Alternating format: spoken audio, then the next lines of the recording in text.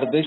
Vamos a iniciar nuestra sesión de apertura del curso 2 del proyecto MHGAP de salud mental. Les habla el profesor Eduardo Guerrero, soy el coordinador del proyecto MHGAP de la Universidad de Antioquia. Este proyecto, como ustedes conocen, está realizado con la participación y el auspicio del Ministerio de Salud, de la Organización Panamericana de la Salud, con el apoyo de la red de nodos descentralizados del campus virtual, conformados por la Universidad Libre de Cali, la Universidad de la Sabana de Bogotá, la Universidad del Norte de Barranquilla y la Facultad Nacional de Salud Pública de la Universidad de Antioquia. Vamos a tener una muy buena oportunidad en estas semanas de trabajar junto con los tutores para que ustedes puedan conocer y aprender de la guía MHGAP de salud mental basada en la estrategia de atención primaria en salud. Yo, en primer lugar, quiero darle la palabra a la doctora Luz María Salazar. Ella nos va a dar un saludo en nombre de la doctora Gina Watson, representante de la OPS, y posteriormente le doy la palabra a la doctora Nubia Bautista, jefe de salud mental del Ministerio de Salud y Protección Social. De modo que muchas gracias por estar con nosotros, por participar. Les agradecemos muchísimo su intención de hacer este curso. Esperamos que tengan muchísimos éxitos y le paso la palabra a la doctora Luz María Salazar de la OPS. Adelante, doctora Luz María. Muy buenas tardes para todos. Yo soy Luz María Salazar, consultora nacional de salud mental de OPS, de parte de la doctora Gina Watson, un representante de OPS para Colombia. Un cordial saludo para cada uno de los estudiantes de los 30 departamentos del país que en este momento van a iniciar este increíble curso de formación en la guía MHGAP. Igualmente un saludo para los delegados del Ministerio de Salud. Un cordial saludo a todo el cuerpo docente de los 4 nodos que en este momento nos van a acompañar en el campus virtual. Estos nodos, como ya lo dijo el doctor Guerrero, hacen parte de las universidades de Antioquia, La Sabana, el Norte de Barranquilla y la Libre de Cali. Es un gran equipo de trabajo para lograr el objetivo ambicioso de formar, en este caso, 900 profesionales en esta guía de atención primaria en salud mental. Hoy es un día muy especial en la medida en que estamos celebrando el Día Mundial de la Salud Mental y Colombia pues ha venido, además de otros países, haciendo una gran celebración en este día.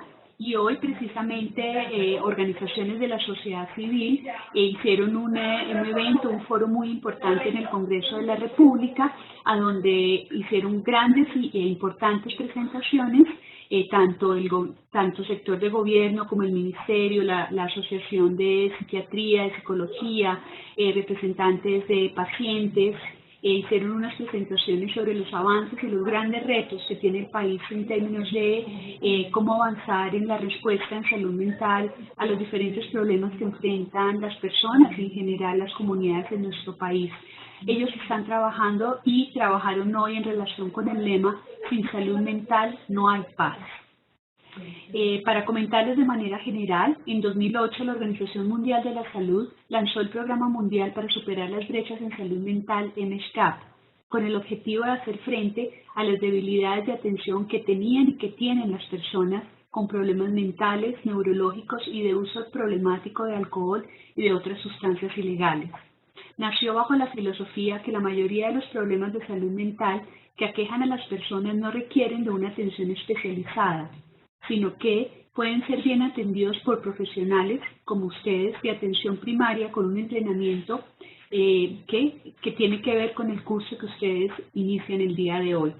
O el entrenamiento y de igual manera, si se requiere, van a aprender ustedes a hacer la derivación a los especialistas cuando realmente se requiera, ayudándole al sistema a ser mucho más costo eficiente. El MHGAP se ha implementado en varios países de las Américas con grupos muchísimo más pequeños que el de Colombia. Y en la actualidad, OPS en Washington está preparando un curso en simultánea con los países de toda la región. Es por la magnitud del presente proyecto que la OPS está acompañando y ha acompañado y está con toda la disposición de brindar la asistencia técnica que se requiera para obtener las lecciones aprendidas que surjan de este proceso y mejorar el programa para llevarlo no solamente a otros países de la región, sino para que el Ministerio de Salud, luego de la evaluación del presente programa, pueda hacer una implementación cada vez mejor en todas las regiones del país.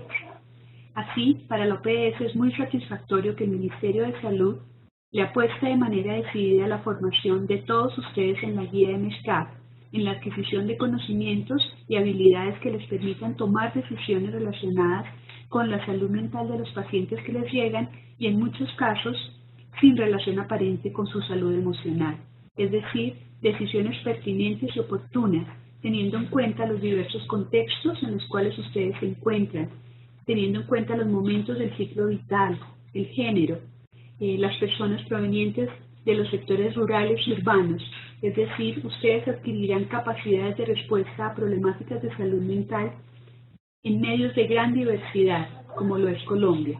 Así entonces, de parte de OPS Colombia les deseamos muchos éxitos en este importante proceso de formación y estaremos acompañando este proceso y adelantando el proceso de evaluación una vez termine. De igual manera, la Universidad de Antioquia, de la mano de los nodos, de los otros 3 nodos, adelantará un proceso de sistematización de este proceso. Así que muchos éxitos y muchas gracias.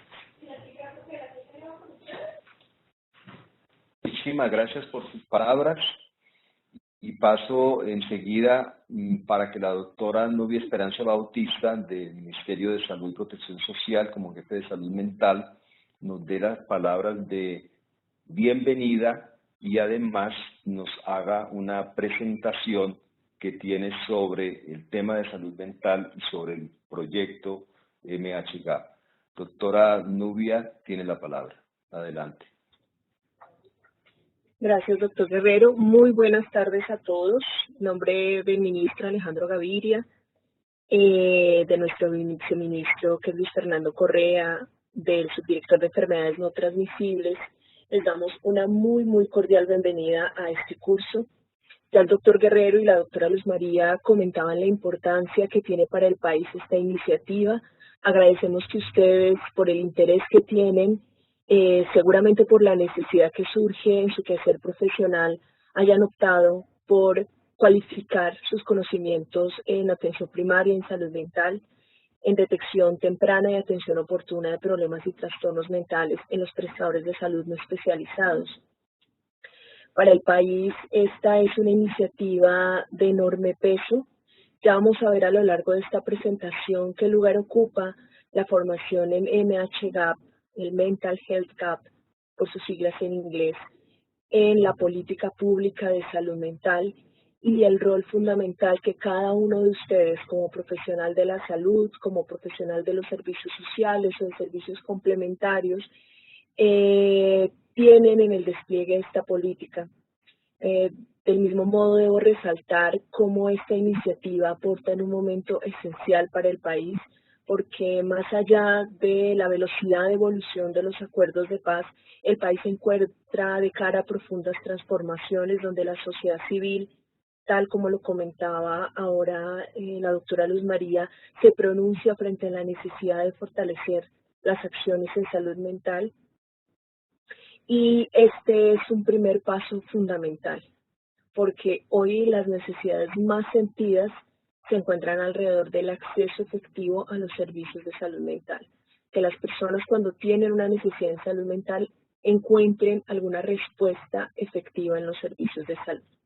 Así que vamos a hacer esta pequeña presentación de contexto para poder documentar y mostrarles a ustedes en qué panorama nos estamos moviendo hoy en la salud mental en Colombia, hacia dónde se dirige la Política Nacional de Salud Mental en el marco de la Política Integral de Atención y Salud y cuál es el papel que cumple el MHGAP, porque esto no es una formación aislada en salud mental o en una guía de práctica clínica, porque esta es la esencia del MHGAP, una guía para hacer intervención clínica, sino que estamos de cara a una herramienta que cumple un rol fundamental en toda una arquitectura de orden político, en un sentido de política pública, y que tiene proyecciones muy importantes y aspiraciones muy importantes, en tanto es el eje para consolidar y parametrizar la formación en talento humano y salud mental en el país, la formación continua y la certificación. Vamos a pasar entonces la presentación. Yo me presento nuevamente, no lo hice anteriormente, yo soy Nubia Bautista, soy médico psiquiatra y coordinadora del Grupo Gestión Integrada para la Salud Mental. Cuando hablamos de atención primaria en salud mental, que es finalmente el componente que pretende fortalecer el MH-GAP, ¿de qué estamos hablando? Estamos hablando de que es aquella asistencia sanitaria esencial, asequible a todos los individuos y familias de la comunidad a través de medios aceptables para ellos, con su plena participación y a un costo también asequible para la comunidad y el país. Es el núcleo del sistema de salud del país y forma parte integral del desarrollo socioeconómico general de la comunidad. Este término, digamos, tiene una historia y se instaló en el escenario de la política pública internacional con la Declaración de Alma-Ata en 1978. La atención primaria en salud mental es, pues, esta misma atención que acabamos de mencionar, por supuesto dirigida a la promoción de la salud, a la detección temprana de problemas y trastornos mentales, a su atención integral y a su rehabilitación. Cabe aclarar que la salud mental, a partir de la Ley 1616 del 2013, pero también con la Ley Estatutaria de Salud, es un derecho fundamental y tal cual debe gestionarse.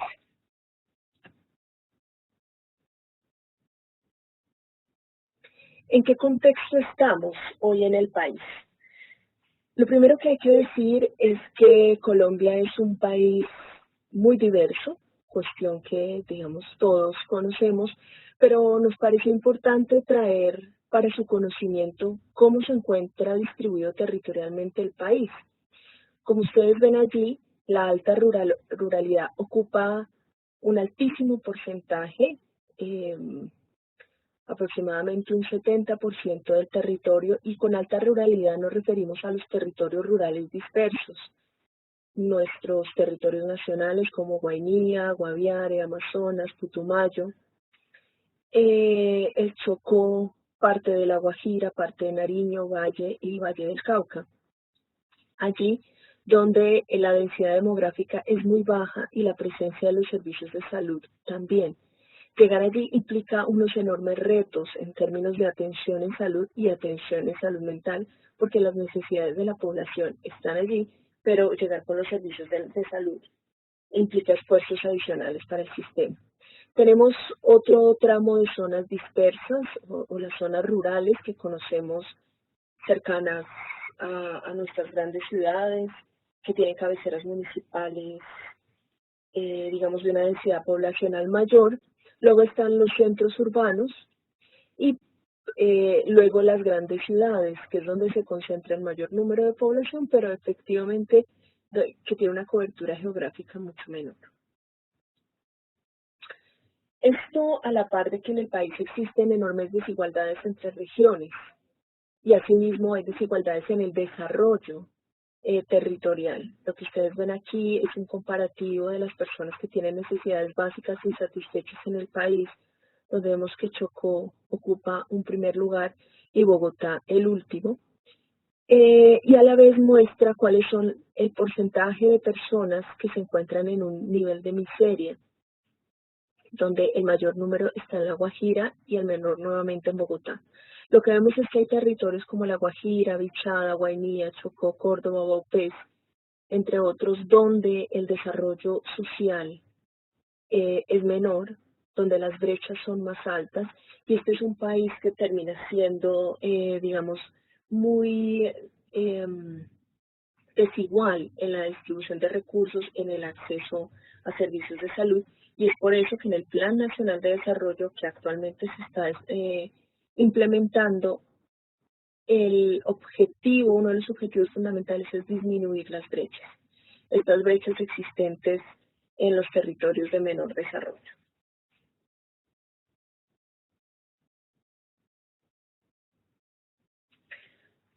¿Cuál es la problemática de la salud mental en Colombia? Y sobre esto tendremos algunas diapositivas que nos van a ilustrar este fenómeno.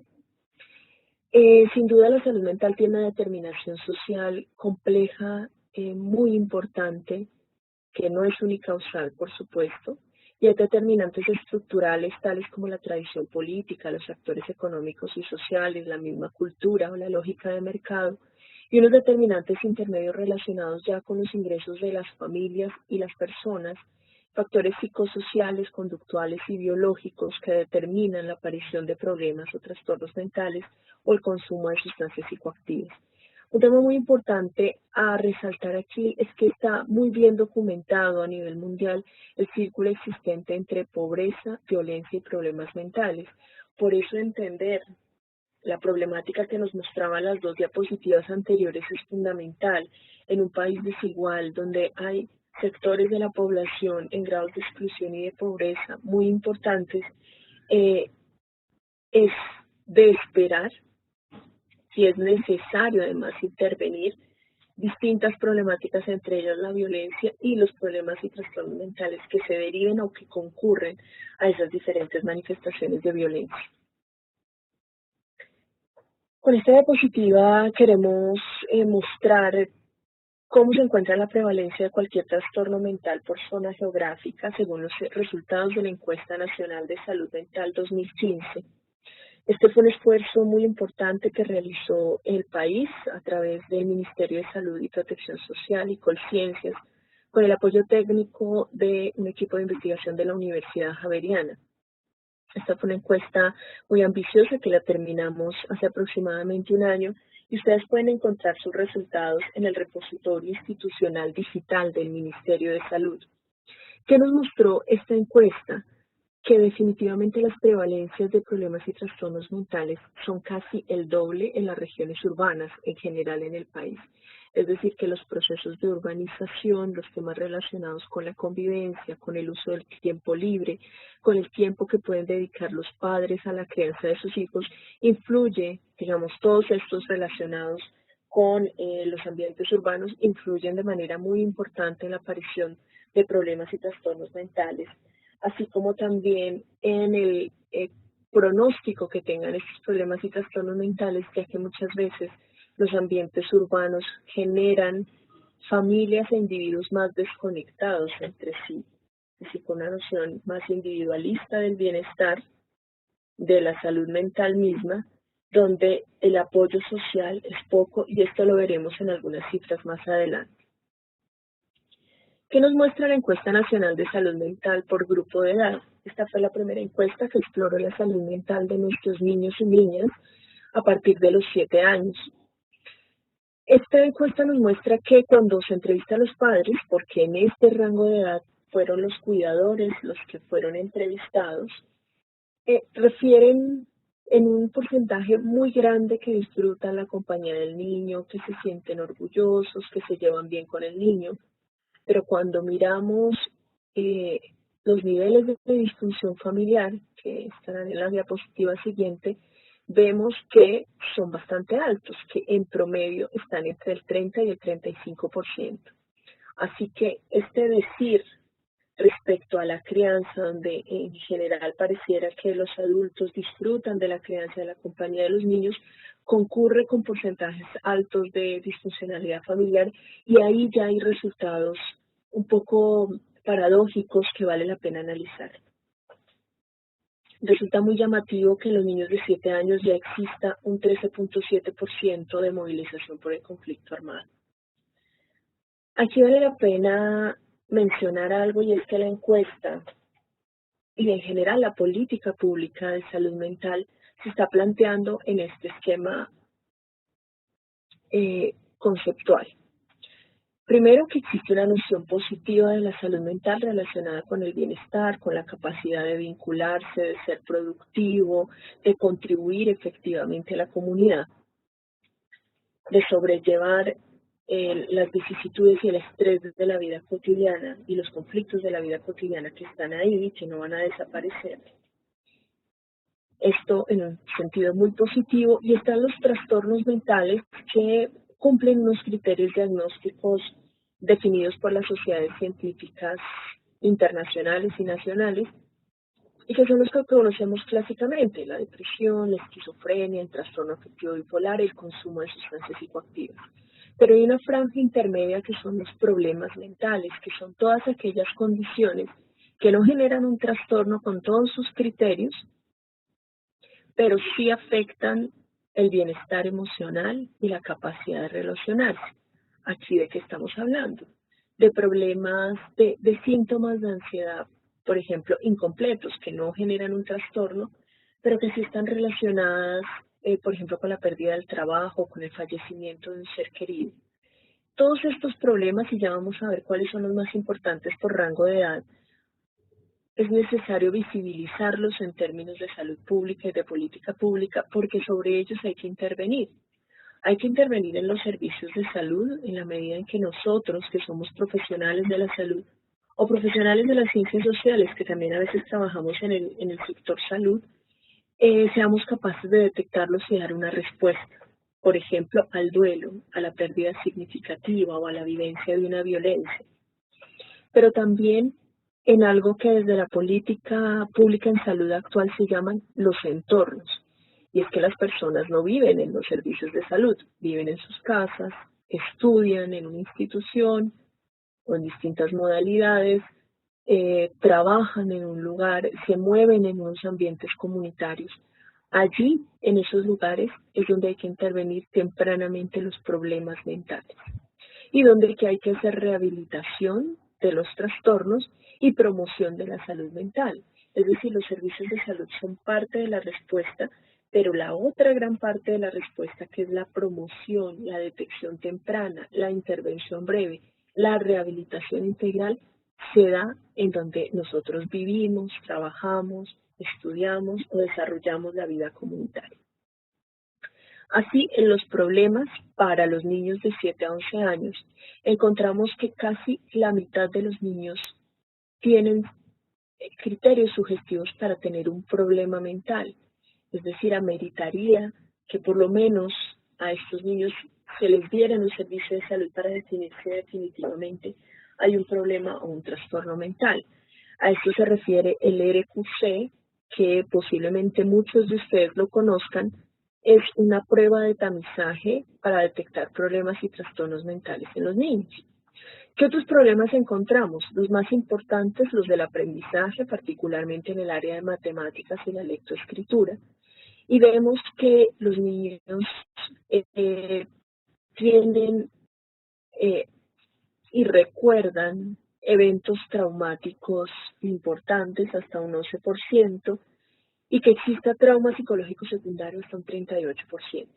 En cuanto a los trastornos, aproximadamente el 5% de los niños tienen un trastorno mental. Ya vamos a ver cuáles son los más importantes. Y la encuesta también exploró algo muy interesante, y es que los niños que tienen condiciones crónicas, particularmente problemas de la piel y problemas respiratorios, tienen más problemas mentales, hasta en un 71%.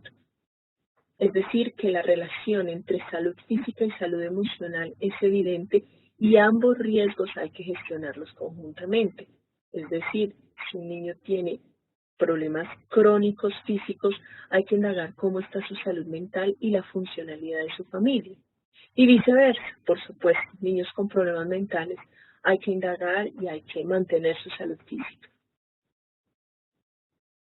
Respecto a los adolescentes en el rango de 12 a 17 años, tenemos que describen su salud mental como buena y que refieren que tienen apoyo cuando tienen alguna dificultad, siempre o casi siempre, en un 54%.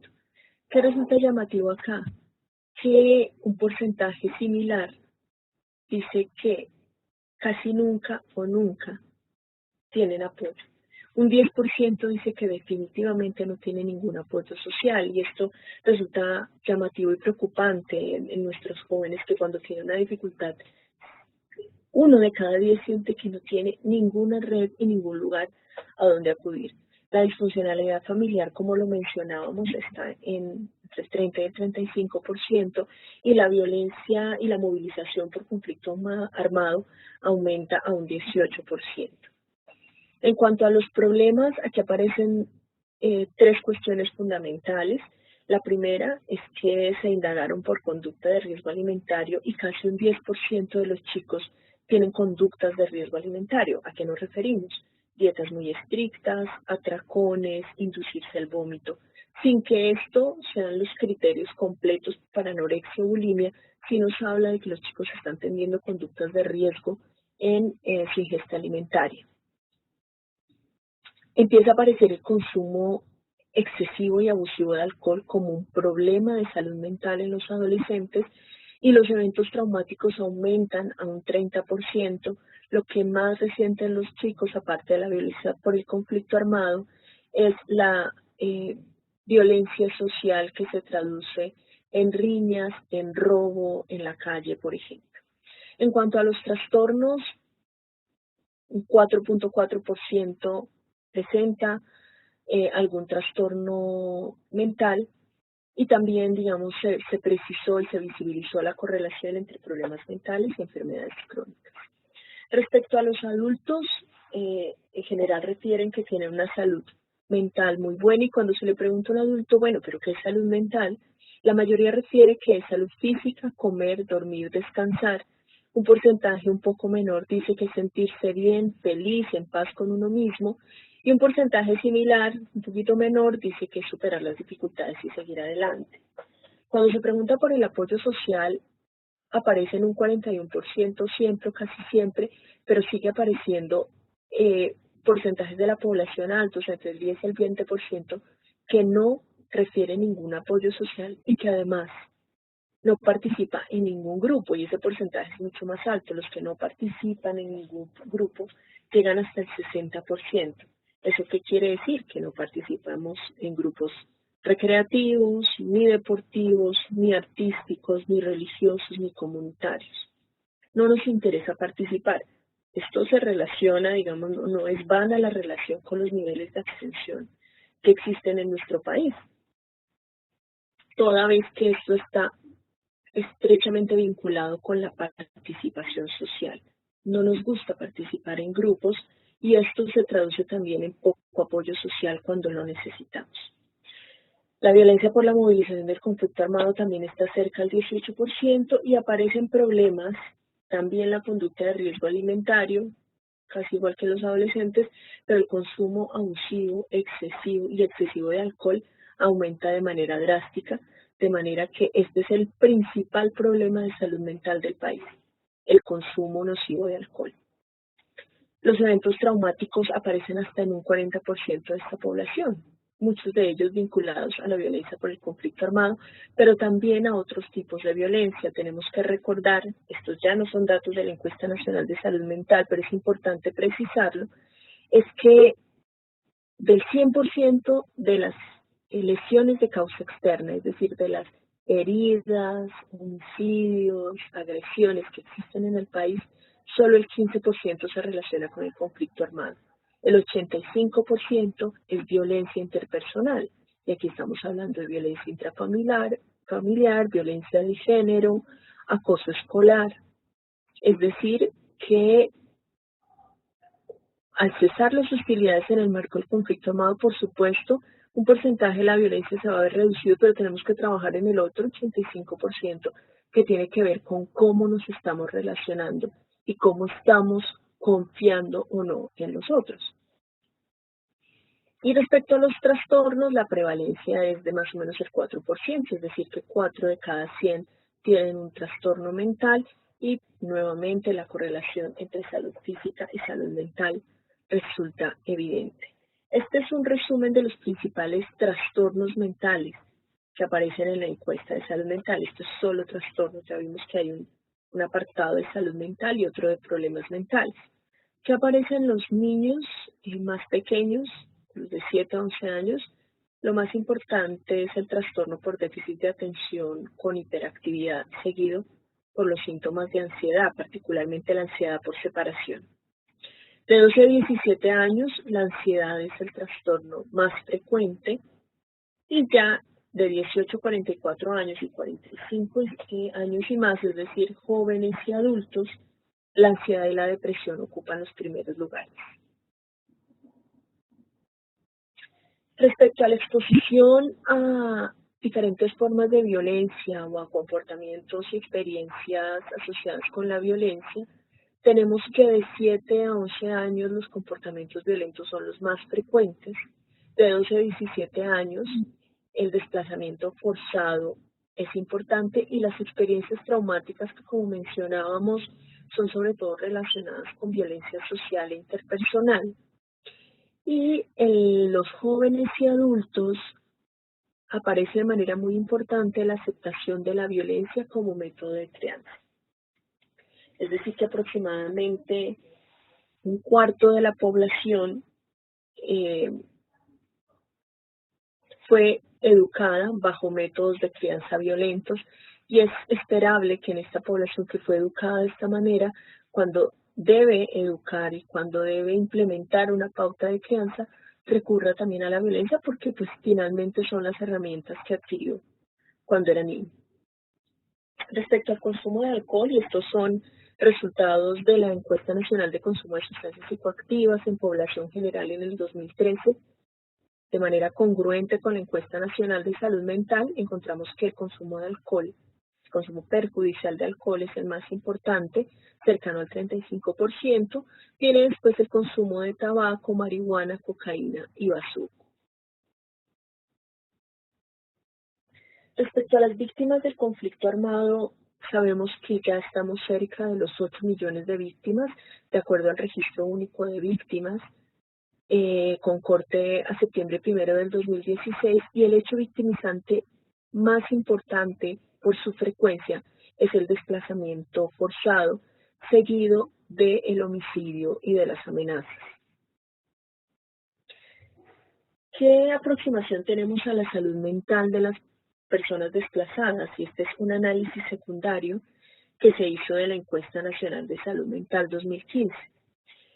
Vemos que aparecen problemas mentales, pues igual que en la población general, solo que las frecuencias son más altas. Aquí los problemas mentales llegan aproximadamente al 16%, mientras que en la población general estábamos hablando más o menos del 12%. Cualquier trastorno mental llega al 16%, mientras que en la población general estábamos hablando de un 5%.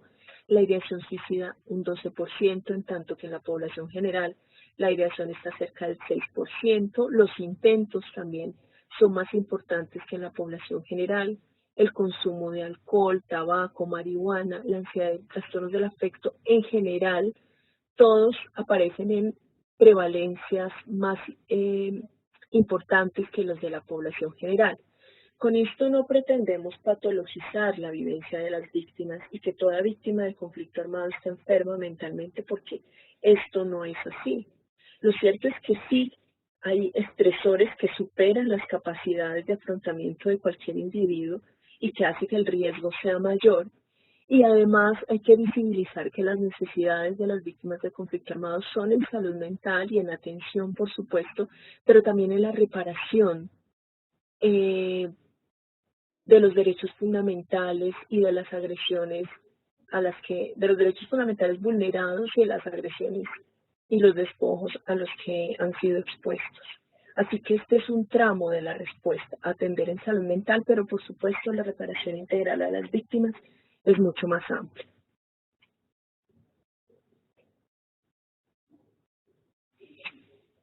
Y respecto a la carga de enfermedad es qué tanta muerte o qué tanta discapacidad producen las enfermedades. Esto es la carga. Y se comparece con la carga relacionada con los costos de salud, pero también con carga oculta, es decir, cuestiones que no se ven ni se miden fácilmente, como la sobrecarga de los cuidadores.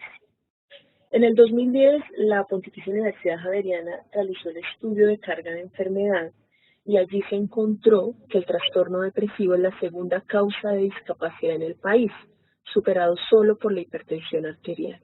Es decir, que es la que mayores años perdidos generan en la población y particularmente en la población joven.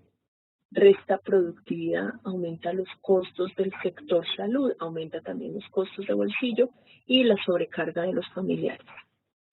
De una expectativa de vida en Colombia de 65 años, según este estudio, 18 años se viven con discapacidad en promedio.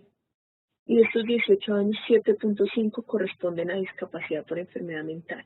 Así que es un fenómeno muy importante en términos de costo para las personas y sus familias, de sufrimiento y también de costos para el sistema de salud.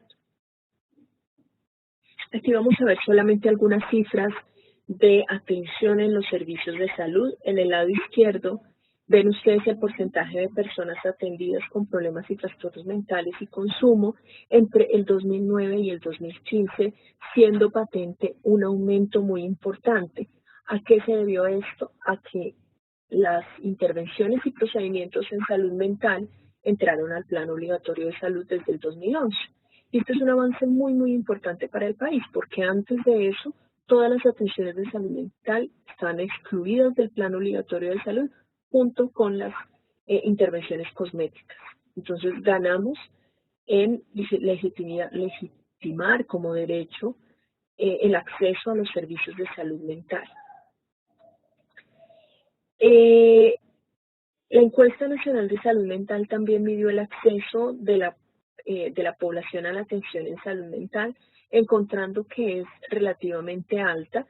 Aquí hay que entender, y es más importante en lo urbano que en lo rural, aquí hay que entender que solo medimos la atención en salud una vez la persona la pide.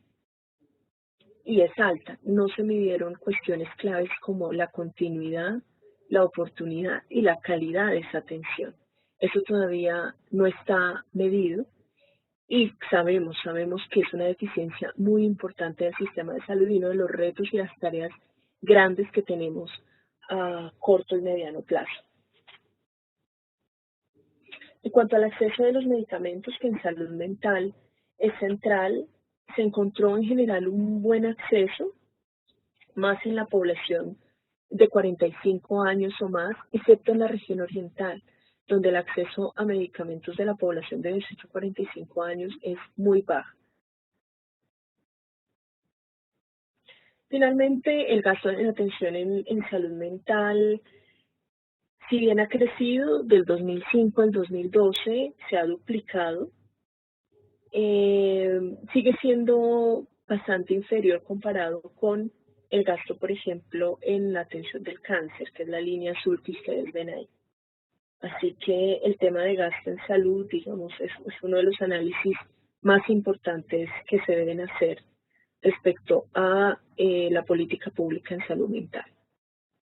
Esto es solamente, y lo vamos a pasar de manera rápida, un recuento de cómo ha venido transcurriendo esto de la atención primaria en el país. Esto, por supuesto, no es nuevo y muchas personas que están en los territorios conocen experiencias muy hermosas de atención primaria en salud mental que se dieron hace 30, 25, 20 años y que no han podido sostenerse en buena medida, y es también justo reconocerlo porque el sistema de salud ha chocado con la atención primaria en salud mental. Y la Ley 100, digamos, con su organización y con su énfasis en atender y tratar ya las enfermedades, focalizando poco en la promoción y en la prevención, ha desincentivado y no ha motivado suficientemente las iniciativas de atención primaria en salud mental. Acá hay hitos muy importantes, como la declaración de Alma Ata, que ya les venía mencionando, los distintos estudios poblacionales y una política de salud mental que salió en 1998.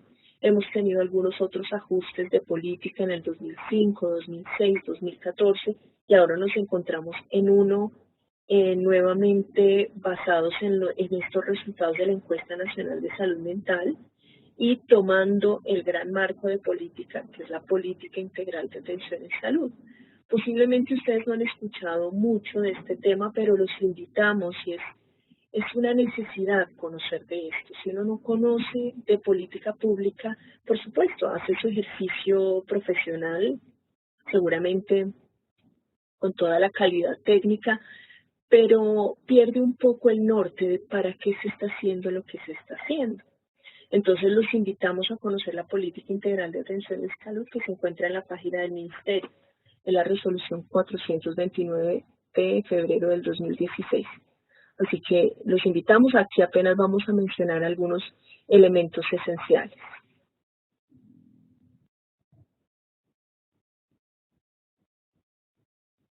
¿Qué avances tenemos en el Sistema General de Seguridad Social? Porque han existido y es justo reconocerlos. Tenemos mejores resultados en salud, es decir, la mortalidad infantil, la mortalidad materno-perinatal, las tasas de desnutrición, algunas enfermedades infectocontagiosas, algunas enfermedades transmitidas por vectores han mejorado de manera significativa. ¿Qué pasa? Que el desarrollo es muy desigual. Y si bien en el eje cafetero nos comportamos como un país que ya ha hecho transición demográfica y cuya mortalidad está a cargo sobre todo de enfermedades cardiovasculares y del cáncer, como en los países desarrollados, tenemos zonas periféricas donde aún la mortalidad infantil y la desnutrición aportan un número terriblemente triste de años perdidos en Colombia. Entonces, hay mejores resultados en salud, pero estos resultados son desiguales en regiones.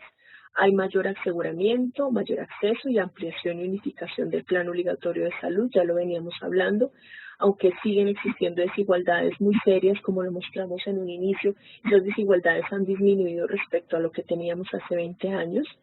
Hay mayor inversión en los hospitales públicos y esto está documentado. Una política farmacéutica fortalecida donde ha existido regulación de precios, donde además algunos medicamentos se han nominado como de interés en salud pública para que el país no pague patentes, sino que los produzca para atender a su población, y esto es muy importante, y hay avances normativos significativos.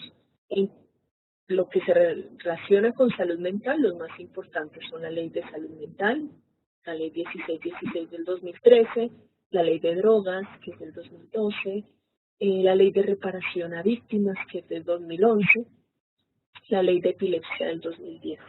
Es decir, tenemos un cuerpo normativo importante, hay que implementarlo, y esa es la tarea de la Política Nacional de Salud Mental.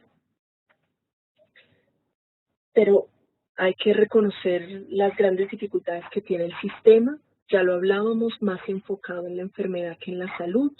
Tenemos una alta carga de enfermedad, en este caso de problemas y trastornos mentales, inequidades en salud regionales y poblacionales, fragmentación y desintegración en la atención, es decir, la atención no está centrada en los sujetos, sino en los servicios de salud, poca resolutividad de los niveles primarios, y aquí me quiero detener un poco. Cuando hablamos de resolutividad, estamos hablando de qué porcentaje de los casos, por ejemplo, de salud mental, son resueltos en el primer nivel. Los estudios internacionales han mostrado que entre el 75 y el 85% de los casos pueden ser resueltos. Hoy en Colombia no ocurre esto. ¿Qué pasa? Llega una persona con una necesidad en salud mental y lo que se hace es remitirla al especialista. ¿Qué pasa allí? Que se pierde la oportunidad de la atención, la cita con el especialista llega muy tarde o nunca llega y el riesgo aumenta de manera significativa. Entonces, esta poca resolutividad en los primeros niveles o en los niveles primarios es la que se aborda a través de la estrategia MHGAP. Ese es su objetivo central, aumentar la resolutividad de los niveles primarios. Hay fallas de mercado, incentivos negativos entre los agentes, y eso es una de las cosas más sensibles del sistema y que se deben remodelar, la relación entre las EPS y las IPS, fallas de regulación, desafíos de sostenibilidad financiera y por último, y tristemente, desconfianza y deshonestidad entre los agentes del sistema de salud. ¿Cómo implementar la atención primaria en salud mental? Este es apenas un marco normativo fundamental, no nos vamos a detener en esto, pero sí hay que saber que en el marco internacional tenemos instrumentos muy importantes y potentes a los que nos debemos plegar: la Convención Internacional de Derechos Humanos, así como la Convención de Personas con Discapacidad, y tenemos planes mundiales que ha hecho la Organización Mundial de la Salud y la Organización Panamericana de la Salud, en este caso de salud mental y epilepsia. Y por último, y esto es muy importante, la salud mental entró en los Objetivos de Desarrollo Sostenible. Es decir, se considera que la salud mental es un aspecto fundamental del desarrollo de los países, de las naciones, de las comunidades. Así que este es un punto central, un llamamiento internacional, pero también una plataforma para seguir posicionando la salud mental en su importancia, no solo como atender trastornos mentales, sino como un factor de desarrollo humano. Tenemos la reglamentación nacional, ustedes la ven ahí. Muy importante el Plan Decenal de Salud Pública. Generalmente nosotros como clínicos conocemos de guías de práctica clínica y de nuestro ejercicio profesional estricto, poco de las herramientas de política pública, y nuevamente los invito, hay que conocerlas. Existe un plan decenal que dice cuáles son los objetivos que el país se ha planteado de aquí a 2021. Y allí tenemos, por ejemplo, reducir la tasa de suicidio en el país o mejorar el acceso a los servicios. Entonces, es un horizonte muy importante en términos de salud pública y de salud mental.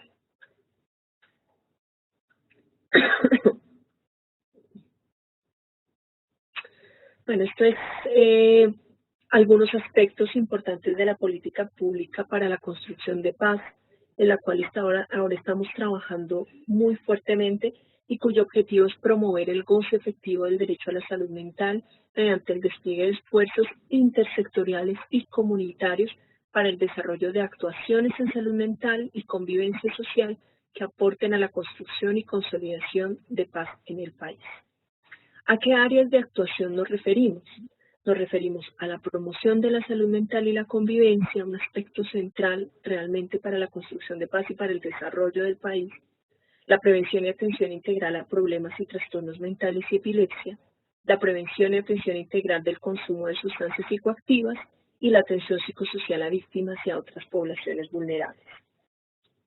Esto con enfoque diferencial de derechos y otros enfoques con distintos principios y valores que son, digamos, equivalentes a los que el sistema de salud debe otorgar. Tenemos unos retos muy importantes que se corresponden con los objetivos de la Política Nacional de Salud Mental, y es definir las responsabilidades de los distintos sectores, y por eso para nosotros fue tan importante vincular a esta formación no solo a médicos, enfermeras, psicólogas o trabajadores sociales, psicólogas y psicólogos, por supuesto, o trabajadores sociales del sector salud de los servicios, sino de aquellos que trabajan en instituciones como el ICBF, comisarías de familia, ONGs, sector justicia, de los del sector educación. Es muy importante porque los distintos sectores tenemos una responsabilidad allí. ¿Cuál es el tema? Que no están claramente definidas cuáles son esas responsabilidades, quién hace qué en la salud mental de este país. Hay un bajo desarrollo del sector de protección y servicios sociales, y ustedes que están todo el tiempo en esta realidad saben que para una persona que tiene un trastorno mental y no tiene apoyo familiar, las posibilidades de mantenerse con buena calidad de vida son muy bajas, y esto en otras latitudes se maneja con servicios sociales que apoyan a estas personas. En el país este es un tema que va bastante, que tiene un atraso importante y que necesita un desarrollo y un impulso fuerte. Hay fragmentación de la atención y el tratamiento, los temas de oportunidad de las citas, de autorizaciones, barreras administrativas. Existe baja disponibilidad del talento humano especializado. Por ejemplo, existen pocos psiquiatras, 1.200 para el país, concentrados en 4 ciudades, Bogotá, Cali, Medellín y Barranquilla, y necesitamos que la atención especializada llegue a todo el país. ¿Cómo? Por supuesto, a través del incentivo en la contratación para que los profesionales se desplacen, pero también a través de modalidades de servicio como la telemedicina. Y lo que veníamos hablando y hacia dónde se dirige este curso, y es que hay baja capacidad resolutiva de los profesionales no especializados, y nuestra intención es, a través de esta estrategia, poderla mejorar de una manera sostenida en el tiempo. Por último, tenemos desiguales capacidades territoriales para gestionar la salud mental. Es decir, no hay las mismas capacidades en Medellín o en Santander que en La Guajira o en Chocó. Así que ese es un tema del que debe ocuparse la política pública. Solamente para mostrarles el Plan Nacional de Salud Mental, tiene las 4 áreas de actuación que ya les mencionaba y los ejes ordenadores del Plan Decenal de Salud Pública, es decir, deben existir acciones de promoción de la salud, de gestión del riesgo y de gestión de la salud pública. Y un poco de la política integral de atención en salud, que lo que pretende es reorganizar los recursos existentes, centrando la atención en la persona y su familia. Esto implica que, si bien los actores del sistema siguen siendo los mismos, existen las EPS, existen las IPS, las secretarías de salud, los regímenes especiales, es decir, el panorama de actores se mantiene igual, porque estos cambios de fondo no se hicieron en la ley estatutaria. Sí se está proponiendo una reingeniería y un reordenamiento de los procesos para que con los actores y los recursos disponibles, porque esos son los recursos que hoy existen para el sistema, se pueda atender de mejor manera a las personas, reduciendo las barreras administrativas. Lo que ustedes ven acá son los 10 componentes de la política integral de atención en salud y entre ellos resaltamos uno que es la regulación de rutas integrales de atención en salud. Estas rutas son formas ordenadas de presentar los procesos, de manera que estandaricemos la prestación del servicio. Hoy la prestación del servicio no está estandarizada, solamente existen algunas pautas en las guías de práctica clínica, pero debemos estandarizar mejor los procesos, sobre todo para exigirle a los agentes, por ejemplo, exigirle a las EPS cómo gestionar el riesgo en salud mental en su población. Para hacer eso debemos regular unas rutas. Estas rutas están en proceso. Ya salió un primer grupo de rutas por resolución, esto también ustedes lo encuentran en la página del Ministerio, y entre ellas se encuentra la de trastornos asociados al consumo de sustancias psicoactivas. Para diciembre de este año estamos trabajando en 2 rutas más muy importantes en este tema, que es la de violencias, donde está la violencia de género, violencia de conflicto armado y violencia por conflictividad social, y la ruta de atención integral a problemas y trastornos mentales. Estas son las rutas, como les estaba diciendo, parte de todo el ejercicio de política. Se priorizaron 16 grupos de riesgo, que incluyen las enfermedades infectocontagiosas, el EPOC, las transmitidas por vectores, el cáncer, las cardiovasculares, las endocrinas y metabólicas. Son 16 grupos y de esos 16, 5 son de altísimo interés en salud mental. La materno-perinatal, que se encarga de todo el proceso de gestación, parto y recién nacido, y ahí hay unas acciones de salud mental que son esenciales, como el contacto piel a piel o la detección de la depresión materna, por ejemplo. Hay una ruta de promoción y mantenimiento de la salud que tiene todas las acciones de promoción y de detección temprana que los 44 millones de colombianos debemos recibir en todas las etapas de nuestra vida, y allí las de salud mental son esenciales. Hay una ruta de violencias, que es el factor de riesgo 1A en salud mental, la de trastornos asociados al consumo de sustancias psicoactivas y, como les decía, la de trastornos mentales, problemas, trastornos mentales y epilepsia. Esta es la ruta de atención integral a problemas y trastornos mentales y epilepsia, solo para hacer una ejemplificación gráfica, no la vamos a ver en todo su detalle.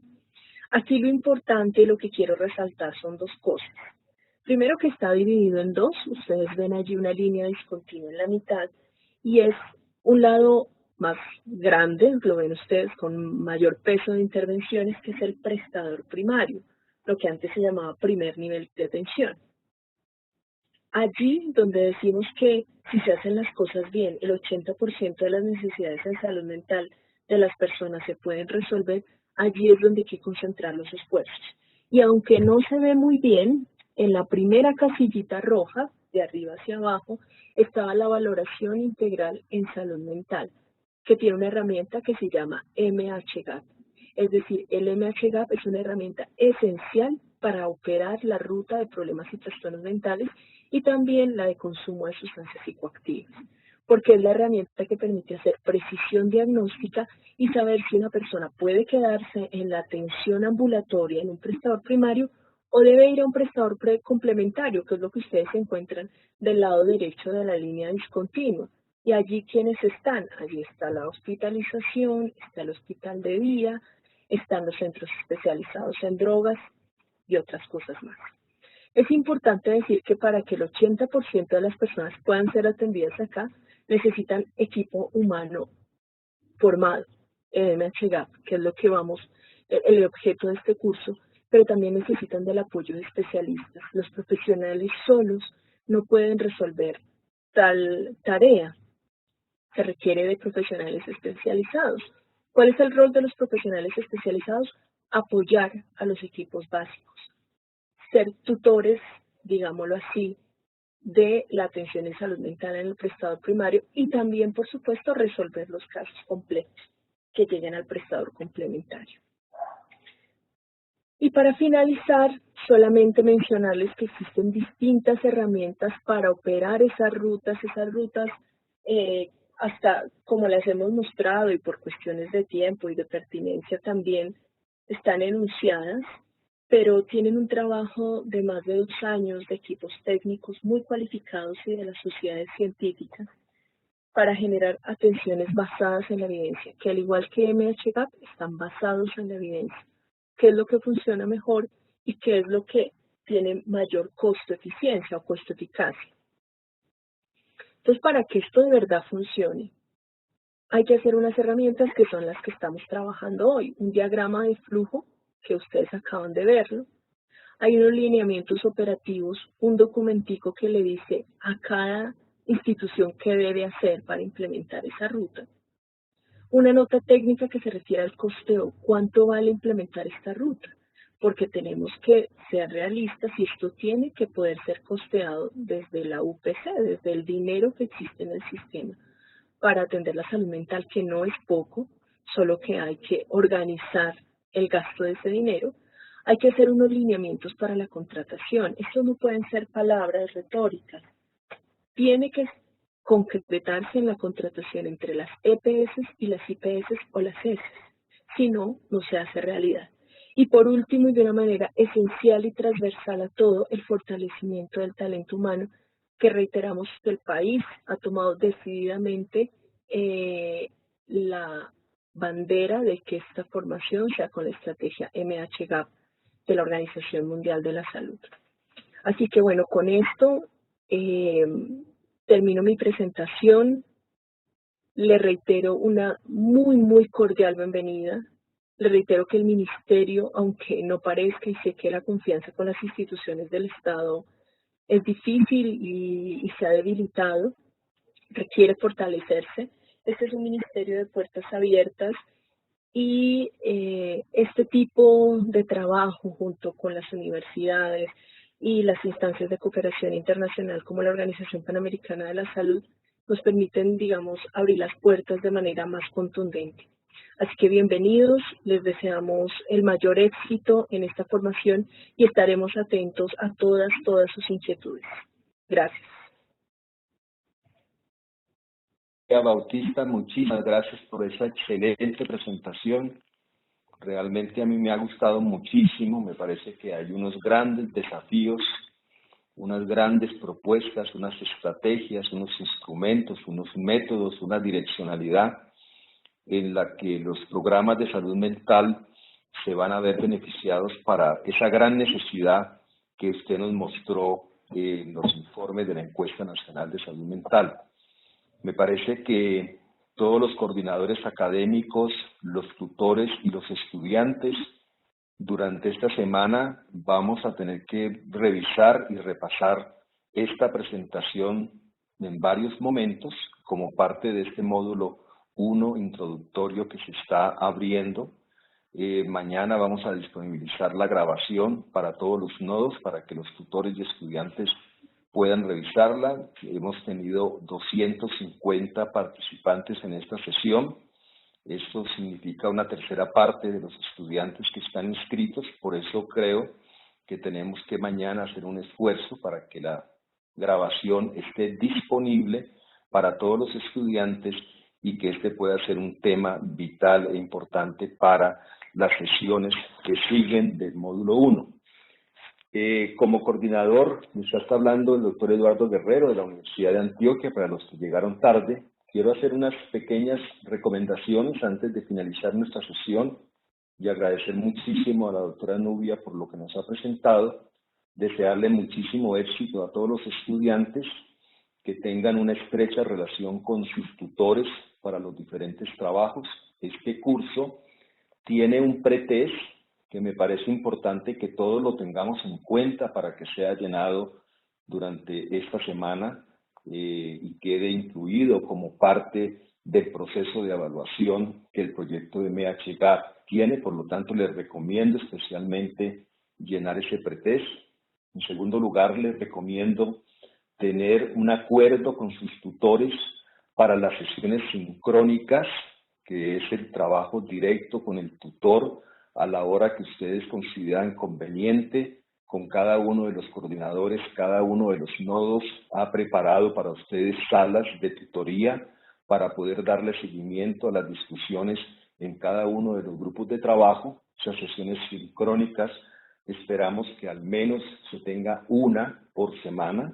En algunos casos, algunos tutores toman la decisión conjuntamente con sus estudiantes de tener una segunda sesión para seguir profundizando en el trabajo. Recomendarles especialmente el uso de los cuestionarios que tiene cada uno de los módulos. Esos cuestionarios permiten al tutor y a los estudiantes comprender y entender algunas de las preguntas y las diferentes dificultades que se van planteando a través del proceso de aprendizaje. Hay un cuarto elemento que les recomiendo, es participar activamente en los foros. El foro es el momento asincrónico, lo pueden hacer en cualquier momento del día, a cualquier hora. Las salas del campus virtual están 24 horas al día disponibles y eso permite que el estudiante pueda participar en el momento en que lo crea conveniente y tendrá respuesta de su tutor y también de sus propios compañeros en el proceso de discusión del aprendizaje que se está dando a través de estos foros que se abren en cada uno de los módulos. Y en quinto lugar, quisiera recomendarles que miren y conversen con su tutor cuál es la tarea final que tiene este curso al finalizar el módulo 3. Esa tarea final tiene un tiempo para entregarla, pero la recomendación que hacemos desde la Coordinación General es de que desde ahora se conozca cuál es la tarea, puedan ir organizando los diferentes grupos, si van a trabajar esa tarea en grupo o hacerlo individualmente para que vayan avanzando en ella y que al final ustedes puedan entregar la tarea final. Recordarles, y me parece que finalmente deben tenerlo en cuenta, revisen con su tutor cuál es la forma de evaluación del curso. Cada una de las actividades que les he mencionado anteriormente tiene un porcentaje en la evaluación del curso. El tutor va a ir calificando paulatinamente las actividades y tareas que ustedes van realizando y la plataforma les va a ir mostrando a ustedes el grado de progreso en cuanto a la calificación final que ustedes van a obtener. De tal manera que al finalizar el curso, la plataforma pueda automáticamente entregarles a ustedes, para los que aprueben el curso, el diploma con los parámetros que están ya incluidos en la plataforma y que ustedes deben conversar con sus tutores para conocerlos previamente y en qué momento se van a calificar con el fin de ir haciendo el avance del proceso de aprendizaje, pero al mismo tiempo el avance en el proceso de calificación. De modo que les deseo muchísimos éxitos, una excelente relación con sus tutores, un buen trabajo en las sesiones sincrónicas, en los foros y recomendarles que cada uno de los módulos y al final del curso hay una evaluación que le solicitamos a los estudiantes porque eso nos permite que este curso pueda ser evaluado y corregidas las limitaciones que se puedan observar para futuras cohortes que a nivel nacional se hagan o a nivel internacional. De modo que muchísimas gracias por su participación, muchísimas